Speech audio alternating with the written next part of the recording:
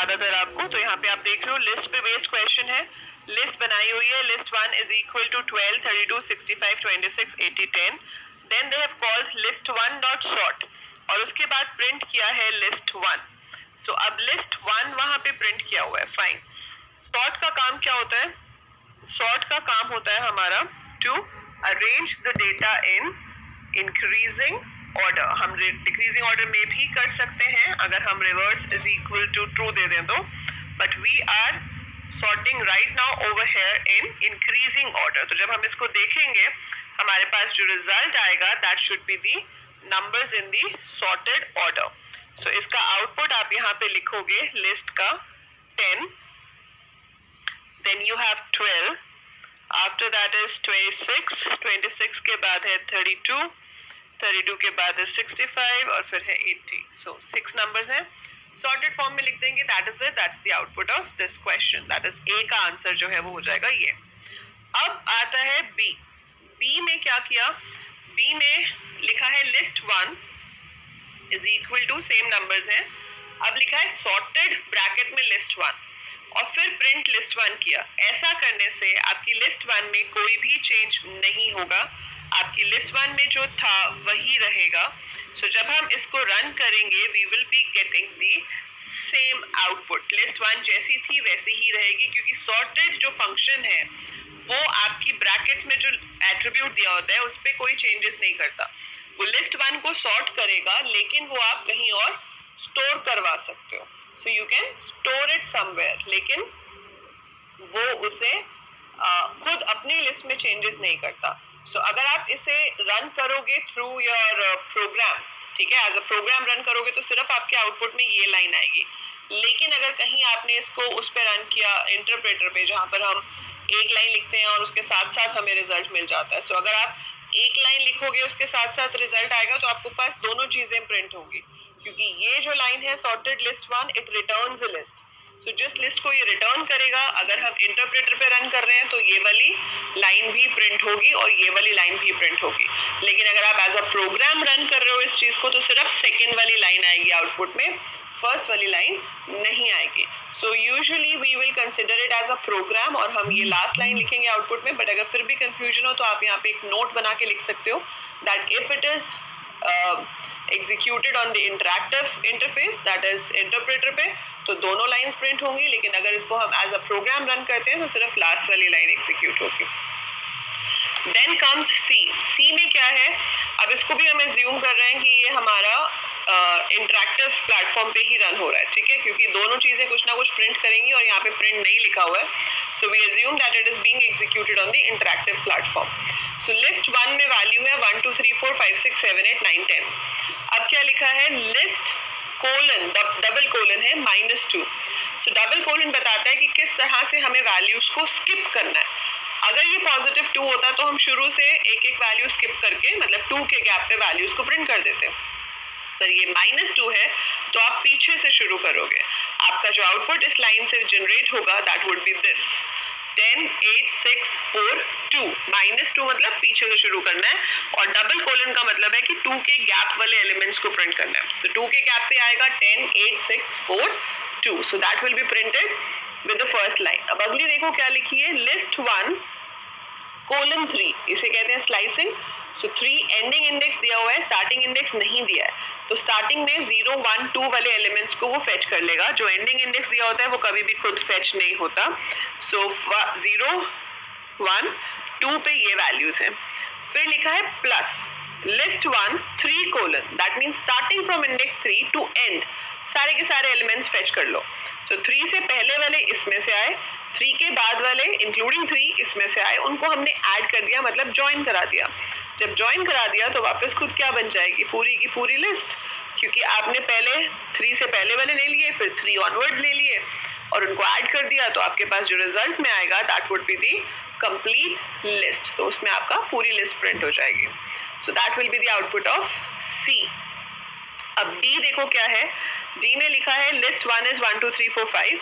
List 1 में हम एक इंडेक्स प्रिंट कर रहे हैं, जो इंडेक्स क्या है? Length of list 1 -1। 5 एलिमेंट्स हैं तो लेंथ ऑफ लिस्ट 1 आपको 5 देगा। 5 - 1 इज 4। 0 1 2 3 4 इंडेक्स पे क्या है मेरे पास 5, तो इसका आउटपुट जो है that would B number 5 print हो जाएगा स्क्रीन पे, ठीक है। अगला क्वेश्चन है consider the following list my list, what will be the elements of my list after each of the following operations. So my list में हमारे पास है 10 20 30 40। अब ये बहुत बेसिक सा डिफरेंस था दोनों में, अगर आपको याद हो मैंने आपको वीडियो में समझाया था अपेंड और एक्सटेंड का डिफरेंस। अपेंड क्या करता है, जो वैल्यू आपने राउंड ब्रैकेट्स में ली है उसे एज अ वैल्यू लिस्ट के अंदर ऐड करेगा। सो आपके पास 10 20 30 40 और उसके बाद यहाँ पे 50 60 हो जाएगा, ठीक है। सो ये 50 60 खुद स्क्वायर ब्रैकेट्स में आएगा because it becomes a nested list है। So 50 60 is added as a list, वो एक लिस्ट की तरह वहां पर ऐड हुआ है। जबकि बी वाले केस में क्या होगा, एक्सटेंड, आप उसी लिस्ट के अंदर दूसरी लिस्ट के एलिमेंट्स को ऐड करा रहे हो एज लिस्ट एलिमेंट्स, ना कि एज अनदर लिस्ट। तो इसमें आपके पास नेस्टेड लिस्ट नहीं बनेगी, 80 और 90 लिस्ट बी के ही पार्ट्स होंगे। तो अगर अभी मैं आपसे पूछूं कि फर्स्ट लिस्ट में कितने एलिमेंट्स हैं तो देयर आर 5 और इस लिस्ट में कितने एलिमेंट्स हैं, देयर आर 6। तो वो डिफरेंस है अपेंड और एक्सटेंड में, ठीक है। सो डिफरेंस क्या है कि ये चीज एक ही एलिमेंट कंसिडर हो रही है इसमें, जबकि यहाँ पे 80 और 90 दोनों डिफरेंट एलिमेंट्स है, okay. Now question 3, What will be the output of the following code segment? My list ली हुई है 1 से लेकर 10 तक के नंबर्स हैं हमारे पास। For I in range 0, length of my list. If I mod 2 is equal to 0, print my list I. Simple सी चीज़ है, देखो 10 नंबर है तो length of my list will be 10, range काम करेगा 0 से लेकर 10 मतलब 0 to 9 तक। इफ आई mod 2, अगर I 2 से डिवाइड करके रिमाइंडर आपको 0 देता है, मॉड साइन का क्या काम है, रिमाइंडर निकालना। अगर I को 2 से डिवाइड करें और रिमाइंडर 0 आता है तो आपको उस पोजीशन वाले नंबर को प्रिंट करना है लिस्ट में से। तो पहली बार I आपका क्या है 0 2 से डिवाइड होता है, ठीक है। माई लिस्ट 0 को अगर हम प्रिंट करेंगे तो 1 प्रिंट हो जाएगा। फिर I हुआ 1, तो 1 2 से डिवाइड नहीं होता। फिर हुआ 2 2 से डिवाइड होता है तो वो क्या प्रिंट कर देगा अब 3, क्योंकि इंडेक्स 2 पे मेरे पास 3 है। फिर नेक्स्ट होगा आपका जो इंडेक्स दैट इज 3, वो 2 से डिवाइड नहीं होता, वो प्रिंट नहीं होगा। फिर नेक्स्ट प्रिंट होगा। सो ऑब्वियसली एक छोड़ के हमारे पास एलिमेंट्स आएंगे। तो as per the given list आपका आउटपुट होगा 1359 एंड मेक श्योर कि आप ये 1359 को सेपरेट लाइंस पे लिखोगे।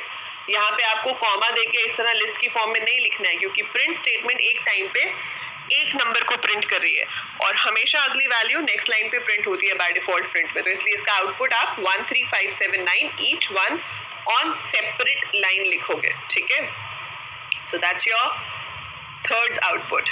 देन है आपके पास 4, what will be the output of the following code segment. My list है 1 2 3 4 5 up to 10, del my list 3 that means 3 से लेकर आगे का सारा डिलीट हो जाएगा लिस्ट में से। आपके पास सिर्फ क्या बचेगा, इंडेक्स 0 1 एंड 2। अब अगर हम शो करेंगे लिस्ट को तो हमारे पास लिस्ट में जो शो होगा that would B only 1 2 3, that's it. उसके पीछे का सारा डिलीट हो चुका है। सो डेल की हेल्प से आपने उस इंडेक्स ऑनवर्ड सारा रिमूव कर दिया। Now you are just left with this. Now next क्या है, अगेन 1 2 3 4 5 6 है, डेल माई लिस्ट 5। अब 5 से पहले वाले सारे डिलीट हो जाएंगे, तो 0 1 2 3 4 इंडेक्स वाले डिलीट हो गए एंड इंडेक्स 5 पे मेरे पास 6 है, उसके बाद वाले मेरे पास बच जाएंगे। सो उससे पहले वाले सब रिमूव हो जाएंगे and you will be left with these 5 elements. अब similar way it's basically a combination of delete and slicing. अब इसमें क्या किया, डिलीट माई लिस्ट 2 मतलब फर्स्ट से शुरू करेंगे और एक एक स्किप करके डिलीट करते जाएंगे। तो 1 3 5 7 9 डिलीट हो जाएगा, जो बचेगा वो होगा 2 4 6 8 10। So it will be 2 4 6 8 10 will be your output, क्योंकि 2 के गैप पे स्टार्टिंग फ्रॉम 1 उसने डिलीट किया है, डेल है। सो 1 3 5 7 9 विल बी डिलीटेड और जो बचा वो है 2 4 6 8 10। इसके बाद differentiate between append and extend methods, वो हमने अभी किया ही है। यहाँ पे आप इसी चीज़ को एग्जाम्पल में भी दे सकते हो। So append adds whatever you are adding as a single element in the list, whereas extend is used to join two list together, एक लिस्ट के पीछे दूसरी लिस्ट को ज्वाइन करते हैं जब हम, तो हम एक्सटेंड यूज करते हैं. Okay, now sixth question. कितने क्वेश्चन है इसमें? 6, 7, 8, दैट्स इट. उसके बाद प्रोग्रामिंग प्रॉब्लम्स है. ठीक है, सिक्स में है list 1 is 6, 7, 8, 9. What is the difference between the following operations on list 1? अगर आप यहाँ पे लिखते हो लिस्ट 1 मल्टीप्लाई 2, तो क्या होगा? आपकी लिस्ट 2 बार हो जाएगी. 2 बार मतलब 6, 7, 8, 9, 6, 7, 8, 9. It gets repeated. अब आपको इन सब के बीच में बताना है कि डिफरेंस क्या है. How are they different with each other. So ये काम मैं छोड़ती हूँ आपके ऊपर.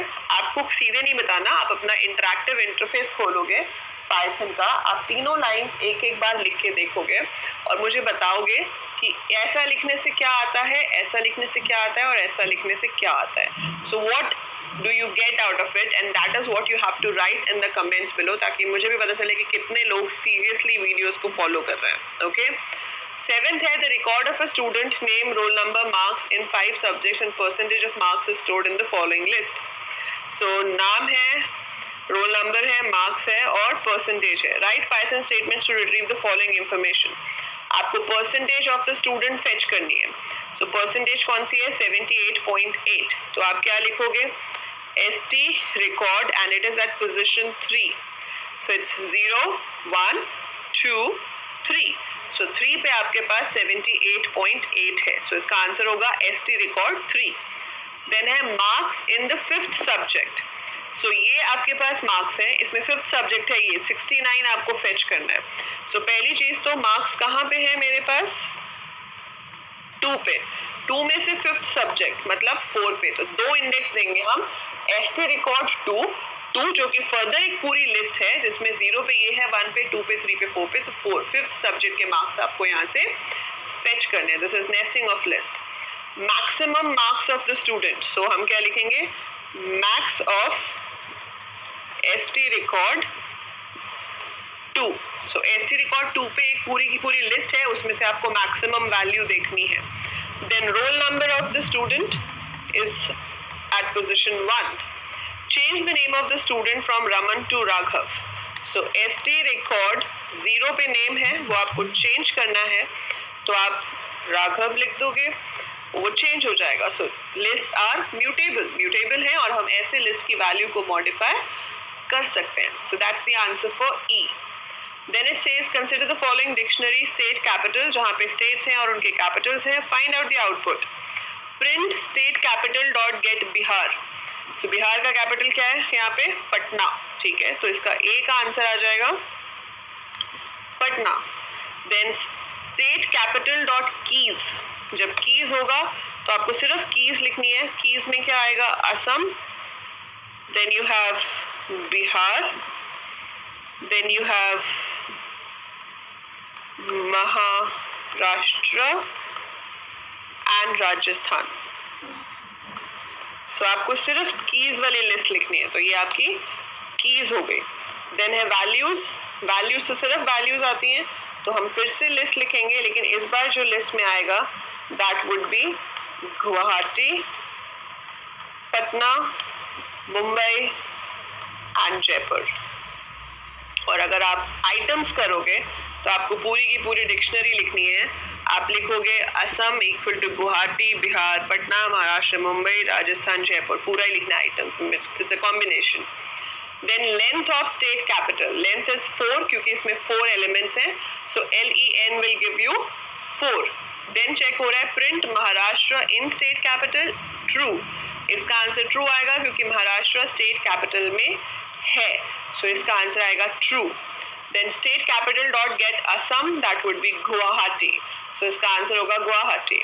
डेल स्टेट कैपिटल असम, तो इससे क्या होगा? असम डिलीट हो जाएगा. अब जब हम स्टेट कैपिटल को प्रिंट करेंगे तो हमारे पास बिहार, पटना, महाराष्ट्र, मुंबई और राजस्थान, जयपुर डिक्शनरी में प्रिंट होंगे. फर्स्ट वाली वैल्यू प्रिंट नहीं होगी.